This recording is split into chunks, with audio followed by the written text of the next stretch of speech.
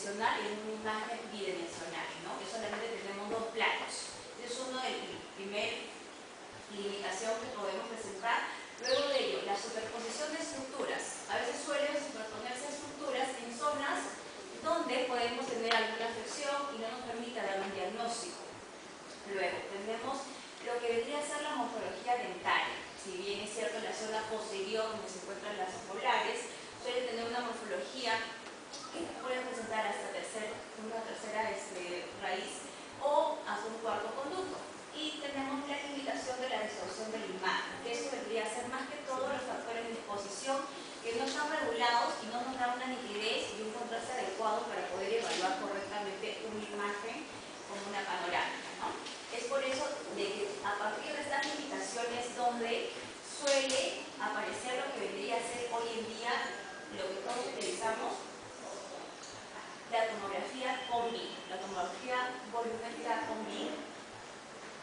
Esta tomografía volumétrica es una imagen tridimensional que nos permite dar una precisión de un alto diagnóstico, nos da una alta calidad en precisión, con sus diversos cortes multiplenares y también con su renderizado 3D. ¿Sí? Podemos observar también todo lo que es nuestro complejo maxilofacial. Y esta tomografía combi no ha sido ajeno al ingresar también a lo que es nuestra especialidad de implantología dental. Si bien es cierto, ha permitido, ayuda mucho en el tema del implante dental por su avance tecnológico, ¿no? Porque hay una imagen tridimensional que va a mostrar una alta resolución y va a poder facilitar con lo que es la planificación y ejecución de tratamientos. Pero antes de poder hablar un poquito sobre lo que es la presentación de implantes, es importante saber cómo se llega a formar una imagen tridimensional en tomografía. Aquí tenemos dos imágenes que vendría a ser una tomografía axial computarizada y una tomografía volumétrica diastólica. Aquí podemos observar a nuestro esfumario, el paciente está recostado, tenemos la fuente de rayo y tenemos nuestros detectores. ¿Sí? Y la fuente de rayo va en forma de abanico y es así donde va girando a 360 grados y nos va informando cortes, slides que podemos observar aquí en esta manzana. Y es así como se forma lo que vendría a ser una tomografía axial computarizada. A diferencia de una tomografía volumétrica diastólico, que también tenemos aquí nuestra fuente de rayos X, pero si pueden observar la edición de los rayos es en forma de cono. Es ahí donde viene el nombre de ascónico, que ya no tenemos estos detectores, sino tenemos una placa, un receptor grande, el cual va a permitir girar y nos va a dar cortes al momento de adquirir, nos va a dar un volumen y de ahí nos va a presentar cortes. Es por eso de que la tomografía axial computarizada, lo primero que se obtiene son cortes en forma de slide para luego tener un volumen tomográfico, a diferencia de lo que vendría a ser la tomografía volumétrica diastónico, que lo que primero que obtenemos es un volumen tomográfico para luego poder realizar nosotros cortes multiplanares y poder hacer nuestra reconstrucción 3D. Y también es importante entender de que las unidades de una tomografía tenemos lo que es píxel y voxel. El píxel son las unidades mínimas de una imagen 2D. ¿Sí? A mayor número de píxeles nos va a formar una imagen no tan de alta resolución. A diferencia de un voxel, que el voxel es lo que va a formar lo que vendría a ser la tomografía de ascónico. Porque a mayor número de voxel vamos a tener mayor resolución de imagen.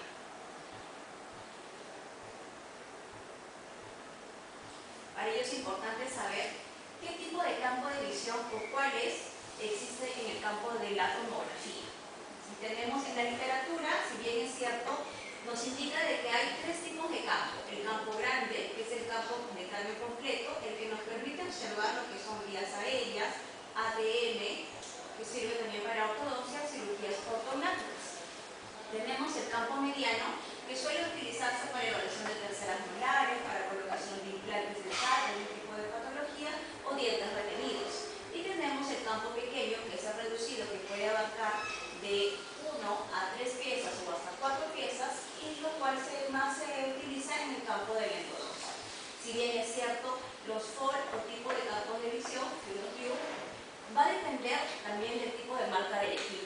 Si bien acá nosotros hemos puesto, porque en CEDIS trabajamos con la marca Newton, ¿sí? Entonces manejamos un campo de 16 por 18, que es el campo amplio, manejamos un campo de 10 por 10 y un campo de 4 por 4.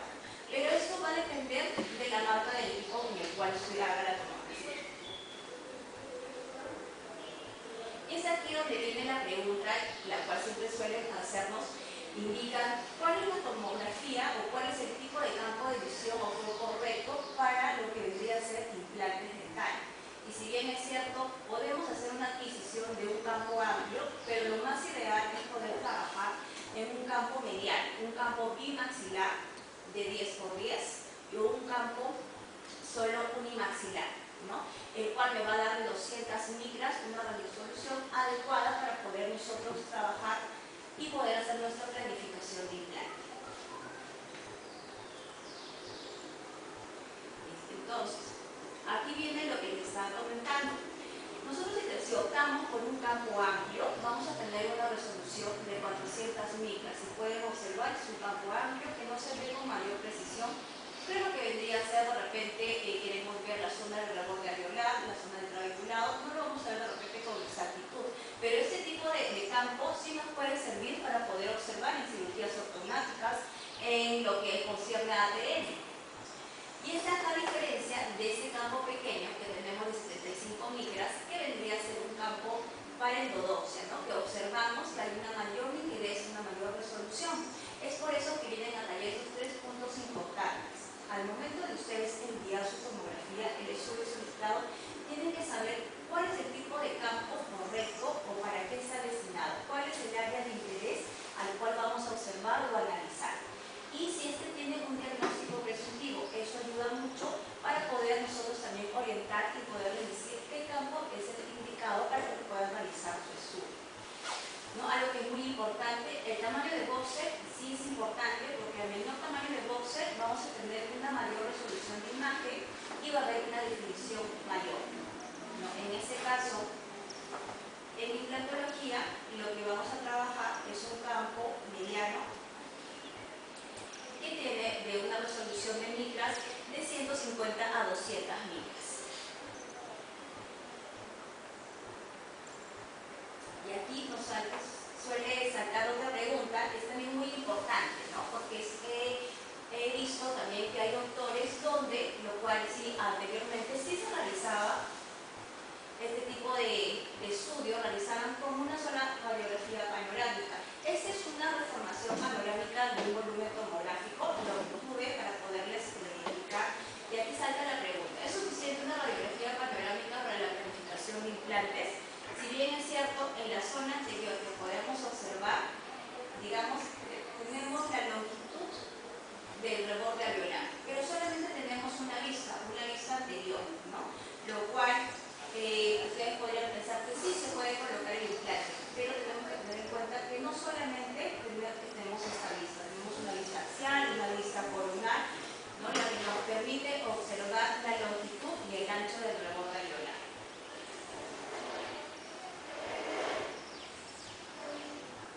Entonces, de esa deformación panorámica realizamos cortes transaxiales y ¿qué observamos? Observamos, si bien es cierto, en la zona anterior pudimos ver de que teníamos longitud, ¿no? Del reborde alveolar, pero en el borde transaxial, a pesar de que tenemos la longitud, no tenemos el ancho adecuado para poder colocar el implante, ¿no? Entonces, de repente aquí tendríamos que hacer un injerto óseo y tener en cuenta también las estructuras o variantes anatómicas que pueden estar en cercanía al momento de colocar el implante. Aquí, por ejemplo, vemos lo que es el conducto nasopalatino en zona anterior, o también suele aparecer lo que es el conducto sinuoso. Entonces, son variantes que suelen aparecer, que se tienen que considerar en zonas anteriores para poder colocar implantes. También nos permite observar estructuras anatómicas. Aquí, de igual manera, tenemos una brecha edéntica, donde también el doctor aquí quería colocar implantes en esta zona, y para verificar cuánto es que tiene de longitud o si hay algún tipo de variante anatómica, ¿no? Y se realizó la tomografía y pudimos hacer nuestra reformación panorámica, que es lo principal que tienen que hacer al momento de hacer su planificación quirúrgica. Reformación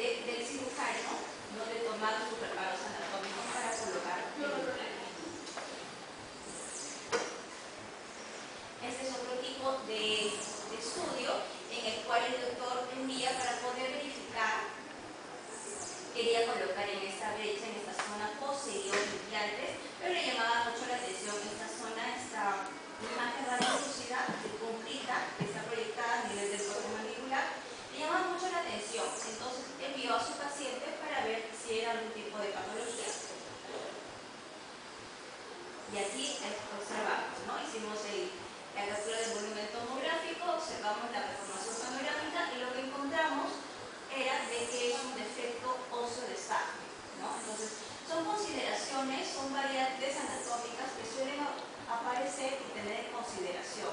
Es por eso de que la tomografía es fundamental para la planificación quirúrgica al momento de colocar un implante, tanto en el pre como en el momento de la cirugía y en el post. Aquí también tenemos lo que son la bifurcación, que a veces suele aparecer a nivel posterior, la bifurcación del conducto dental inferior. Y ahora sí vamos a entrar de lleno en lo que vendría a ser la planificación del implante dental, ¿no? Para nosotros realizar la planificación del implante dental, tenemos que tener en cuenta estos tres pilares según la teoría, ¿no? Según nuestra literatura, nos indican de que es importante saber nuestra cantidad ósea, la calidad ósea que tenemos, el retorno, y la simulación del implante. Son tres puntos fundamentales para poder nosotros hacer una buena planificación de implante, una buena planificación quirúrgica. Y lo vamos a detallar, ¿no? Aquí tenemos lo que es la cantidad ósea según la clasificación de Elenco-Vickers. Tenemos 5 tipos de hueso, el tipo A, el B, el C, el D y el E, donde consideramos los primeros 3 que tienen en consideración la longitud, el ancho y la distancia que haya coronal, ¿no? Estos 3 tipos de huesos son planificables para poderlos trabajar. El tipo D y E podrían ser evaluados, se pueden colocar lo que vendría a ser el hiato óseo. Y es aquí donde hacemos en tomografía cómo se aplicaría. Aquí podemos observar, tenemos una primera medición de la longitud, ¿no? De esta zona vamos a colocar un implante en esta zona dental de la pieza 1.5. La longitud que tenemos es de 16.5, ¿sí? Pero si yo me voy más hacia inicial, ¿puede cambiar mi longitud? Sí, puede cambiar la longitud. De 16.5 tenemos una longitud de 19.1, ¿no? Y también tenemos lo que vendría a ser el ancho. Y si me voy hacia distal, ¿cambiaría? Sí, cambia relativamente igual que el 16.4. Gracias. Entonces, para poder observar la proporción adecuada y en qué lado podríamos considerar, si puede ser inicial, central o distal. Y aparte de ello, aparte de ver la longitud y el ancho del reborde, es importante tener esta consideración que es la distancia coronal, ¿no? Que es la parte de corona a corona, de inicial a distal, y la parte de porción apical que tenemos el espacio indicado. Si es necesario hacer alguna inclinación al momento de colocar el implante, o cuánto espacio tenemos en la porción apical, si no vamos a colocar muy paralelo a la porción apical. Con referente a la calidad ósea, tenemos 4 tipos de huesos. El primer hueso es el hueso compacto denso. Este hueso que no es de buen pronóstico para poder colocar un implante, tiene muy poca vascularización, lo cual no ayudaría mucho. Tenemos el otro extremo, es el hueso esponjoso, contrarregulación, un hueso ortopédico, que no habría tampoco una osteointegración. Entonces podemos trabajar con un tipo de hueso 2 y 3, ¿no? Que son huesos compactos, densos, que tienen espacios angulares adecuados, ¿no? Con la irrigación adecuada para que pueda haber una osteointegración, y lo podemos ver mediante esos cortes tomográficos.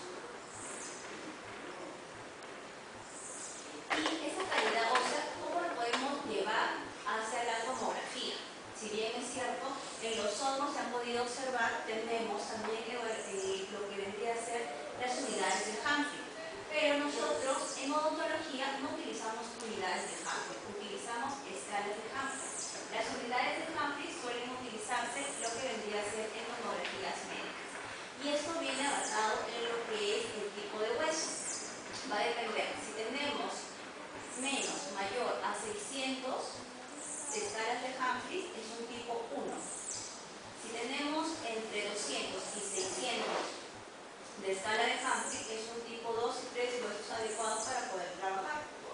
Si tenemos menos de 200 es un tipo 4, un hueso no idóneo para colocar implantes.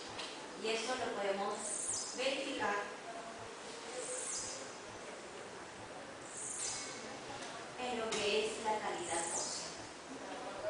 ¿Sí? En nuestro software tenemos lo que es la escala de unidades de Humphrey. Esto es, aquí nos va a indicar, hacemos un trayecto, aplicamos la zona donde se va a colocar el implante. Esa zona es la C6, donde es una brecha dentria, ¿no? Vamos a poner ahí, vamos a medir esta zona y cuánto tenemos de hueso, si es un hueso idóneo para poder trabajar. Y aquí podemos observar que la media nos da 319 de escala de Humphrey. Es un hueso tipo 2 en el cual podemos colocar el implante. Aquí ya hemos colocado nuestro implante y sigue igual a medida de las escalas de Humphrey.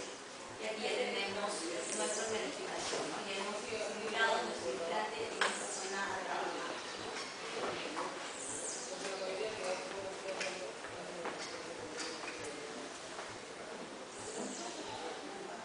Para la simulación de implante vamos a colocar un implante en esta brecha, en la zona de grado 2. ¿Sí? Realizamos nuestro corte axial, que es el segundo paso, donde vamos a hacer la medida mesio-distal, cuánto tenemos, ¿no? 7 milímetros acá, esta zona adecuada de corona a corona. Realizamos lo que es nuestros cortes transaxiales, en el cual hacemos nuestra medida longitudinal que tenemos y tenemos también lo que es el ancho del reborde alveolar. Hacemos la simulación del implante, que lo vemos aquí en nuestra información panorámica, que encaja adecuadamente. Y tenemos nuestro renderizado 3D, ¿no? Entonces, esto sería la planificación o la simulación del implante. Esto es lo que deberían ustedes hacer, doctores, al momento de hacer su plan de tratamiento para poder verificar si es el implante idóneo, adecuado al momento de hacer la cirugía. Si bien es cierto, los software que utilizamos tienen una biblioteca de implantes y pueden ya simular con el implante que ustedes van a colocar.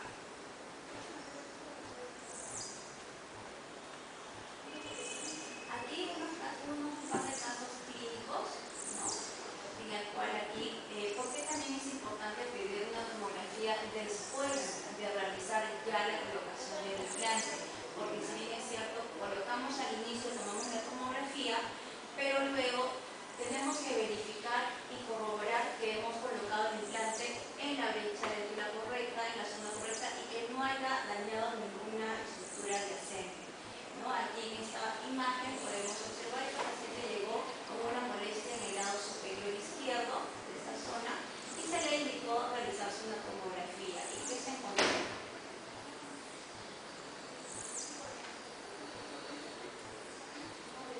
Realizamos nuestra reformación panorámica y ya podemos observar, ¿no? Aquí que tenemos el seno maxilar, hay una ligera proyección, colocación aquí del implante y realizamos nuestro corte coronal. Ese corte coronal que observamos en la zona 2.6, que hay una prolongación de la porción apical hacia lo que vendría a ser el piso del seno maxilar, ¿no? Y en ese corte sagital también observamos de la misma manera. Entonces, aquí no tuvieron el reparo anatómico de que es mantener el margen de seguridad, que es 2 milímetros como mínimo para poder colocar el implante. Esta era lo que le generaba la molestia al paciente. Entonces es por eso de que es importante también pedir una tomografía pre y post quirúrgica. Aquí también es otro tipo de caso que también en la zona anterior también presentaba molestia a la paciente. Vemos que le colocaron el implante en esta zona de la 1.1 y que observamos. Tenemos nuestra deformación panorámica, vemos la proyección, la prolongación del implante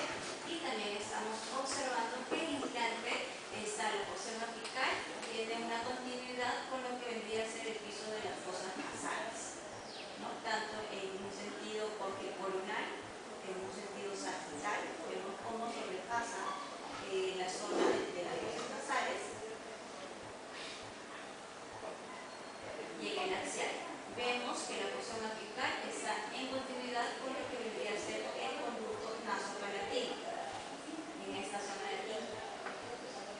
Aquí está la proyección del conducto nasopalatino y está ligeramente ya entrando a esa zona.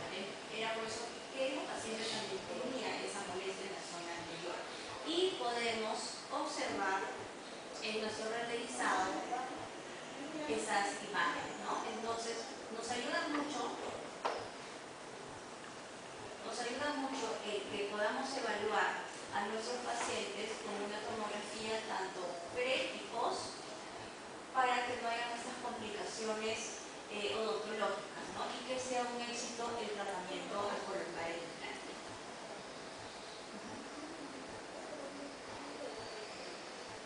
Y eso sería todo, parece que fui muy rápido, pero por ahí tienen preguntas y vamos a ir contestando. Sí, doctor, dígame. Sobre Hanfield, ¿cuáles son los valores normales o varía en cada porción? O sea, en la parte anterior necesito una medida, en la inferior otra, en la posterior. ¿Y cómo mido eso? Vamos a poner las unidades de Hanfield. Creo que es lo que siempre hay esa duda. Nosotros trabajamos con este cuadrito siempre, ¿no? Al momento de evaluar el tipo de hueso que son las unidades de Hanfield. Entonces tenemos este parámetro que va el tipo 1 y el tipo 4. Lo normal en la zona posterior, en zonas posteriores, el rango de las unidades de Hanfield suelen ir a partir de 3 hasta 5 escalas de Hanfield. ¿Y cómo lo medimos? Esto lo medimos mediante el software que tengamos, que trabajemos. Casi la gran mayoría de software tiene esta opción de escalas de Hanfield. Apple Newton, que hemos trabajado, la opción de ellos es pintar toda la zona del reborde alveolar, lo pintamos, respetando nuestro gradiente de conducto dental inferior, ¿no? Ahí lo hemos pintado para poder evaluar y nos va a dar un rango de 319 en escala de Hanfield, que si nos basamos en este cuadrito que les comentaba, si nos basamos en este cuadrito, está dentro del tipo 2 y 3, porque hay que tener consideraciones que si pasamos más de 600 de escala de Hanfield es un tipo 1. Esta es la referencia y con eso se trabaja. Si pasamos menos, si es menos de 200 es un tipo 4. Y si estamos dentro de 200 y 600 es un hueso considerable a poder trabajar. Entonces, siempre es importante trabajar con este cuadro que es de Len Comenzar. Es artículo que hicieron en este año y es el que se basa para poder hacer lo que debe hacer la escala de Hanfield. ¿Por ahí otro tipo de pregunta? Sí. Sí, doctor. Yo mando el paciente a hacer un giro de los tejidos blandos de la parte anterior. ¿Cómo lo indico? Porque cuando le ponen algodones, algo casual. ¿Cuál es el? Tejidos blandos, en tomografía con BIM no vemos tejidos blandos. Vemos lo que es tejidos óseos. Tejidos blandos vamos a ver en lo que es tomografías médicas. A eso sí, ¿qué es lo que realmente, o sea, qué desea ver? Actualmente vamos a ver óseo, parte de diente y rebordes alveolares. Tenemos protocolos para, por ejemplo, para guías quirúrgicas separamos lo que vendría a ser lo de las comisuras, los labios, para que no interfieran en el volumen tomográfico y puedan utilizarlo y hacer el match al momento de hacer el filtro digital. Pero en tomografías con BIM no vemos tejidos blandos, solo tejidos óseos. O sea, solamente con las guías, pero no con algodones, algodones. Claro, lo que pasa, o sea, ahí va otra pregunta. ¿Cuál es nuestro protocolo al momento de colocar al paciente para guías quirúrgicas? El protocolo es utilizar separadores y algodones en zonas vestibulares y linguales para que no obstruya al momento de que se va a hacer la tomografía. Y eso es para las guías quirúrgicas, porque también necesitamos lo que es el escaneo y hagan un match en el software y poder hacer lo que es la guía. ¿Otro tipo de preguntas? Sí, doctor. Cuando en ortodoncia se emplea mini implantes, se escoge siempre buscar un hueso más corticalizado para evitar justamente que se mueva el mini implante, porque se integra mejor. al hueso cortical. ¿Por qué en este caso el hueso tipo 1 no sería adecuado, doctora? El hueso tipo 1 no sería el indicado.